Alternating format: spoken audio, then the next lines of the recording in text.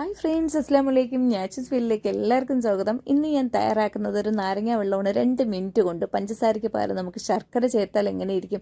അടിപൊളി ടേസ്റ്റാണ്. നിങ്ങൾ ഒരിക്കലെങ്കിലും ചെയ്ത് നോക്കുക, തീർച്ചയായിട്ടും ഇഷ്ടപ്പെടുന്നതായിരിക്കും. അപ്പോൾ ശർക്കര ചേർത്ത നാരങ്ങ വെള്ളമാണ്.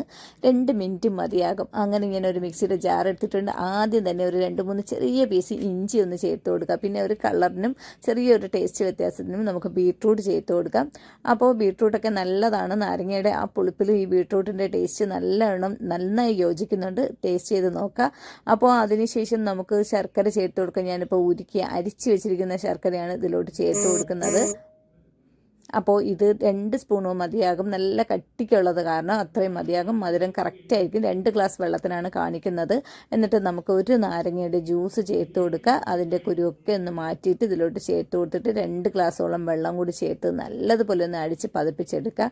അപ്പോൾ ഞാനിതിപ്പോൾ ആദ്യം ഞാൻ 1 ഗ്ലാസ് വെള്ളമാണ് ചേർത്തിരിക്കുന്നത്. പിന്നീട് അടിച്ചതിന് ശേഷം ഞാൻ 1 ഗ്ലാസ് വെള്ളം കൂടി ചേർത്തതാണ്. നല്ല കളർഫുള്ളായിട്ടുണ്ട്. അതുപോലെ തന്നെ മധുരം നമുക്ക് പഞ്ചസാര വേണ്ട, ശർക്കരയാണ് ചേർത്തിരിക്കുന്നത്.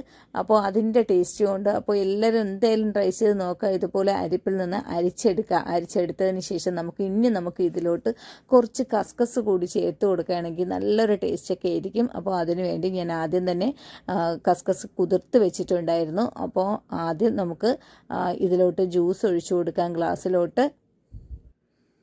നമ്മുടെ നാരങ്ങ കൊണ്ട് ചെയ്തെടുക്കാൻ പറ്റിയ നല്ല ടേസ്റ്റി ആയിട്ടുള്ള റെസിപ്പിയാണ്. നിങ്ങൾ ഒരിക്കലെങ്കിലും ചെയ്ത് നോക്കാൻ നിങ്ങൾക്ക് തീർച്ചയായിട്ടും ഇഷ്ടപ്പെടുന്നതായിരിക്കും. അപ്പോൾ നമ്മൾ 2 ഗ്ലാസ്സും ഇതുപോലെ ഒഴിച്ചു കൊടുത്തതിന് ശേഷം ഇനി നമുക്ക് കുറച്ച് കസ്കസ് ഇതിലോട്ട് ചേർത്ത് ഒന്ന് മിക്സ് ചെയ്ത് കൊടുക്കുക. അപ്പോൾ കുതിർത്തി വെച്ച് കുറച്ച് സമയമായത് കാരണം ഒന്ന് കട്ട പിടിച്ചിട്ടുണ്ട്. അതുകൊണ്ട് ഇതുപോലെ ഒന്ന് ഇളക്കി യോജിപ്പിച്ച് കൊടുക്കുക. അപ്പോൾ കസ്കസ് നല്ലതാണ്. നല്ല തണുപ്പൊക്കെ കിട്ടുന്ന സാധനമാണ്. കുട്ടികൾക്ക് നല്ല ടേസ്റ്റി ആയിരിക്കും. അപ്പോൾ ഇതുപോലെ നോമ്പ് തുറക്കുന്ന സമയങ്ങളിൽ നിങ്ങൾ തയ്യാറാക്കി നോക്കുക. അത് കുറച്ച് ഹെൽത്തിയും കൂടി ആവട്ടെ. അപ്പോൾ ഇന്നത്തെ ഈ റെസിപ്പി ഇഷ്ടമാവുകയാണെങ്കിൽ ലൈക്ക് ചെയ്യാനും ഷെയർ ചെയ്യാനും കമൻറ്റ് ചെയ്യാനും മറക്കരുത്. സബ്സ്ക്രൈബ് ചെയ്യാതെ കാണുന്നവരാണെങ്കിൽ ഒന്ന് സബ്സ്ക്രൈബ് ചെയ്ത് സപ്പോർട്ട് ചെയ്യുക. അപ്പോൾ ഇതുപോലത്തെ ചെറിയ ചെറിയ വീഡിയോസൊക്കെ ഒത്തിരി ഇട്ടിട്ടുണ്ട്. കാണാൻ താല്പര്യമുള്ളവരൊന്ന് കണ്ടു നോക്കുക. അപ്പോൾ പുതിയൊരു വീഡിയോയുമായി വീണ്ടും കാണാം.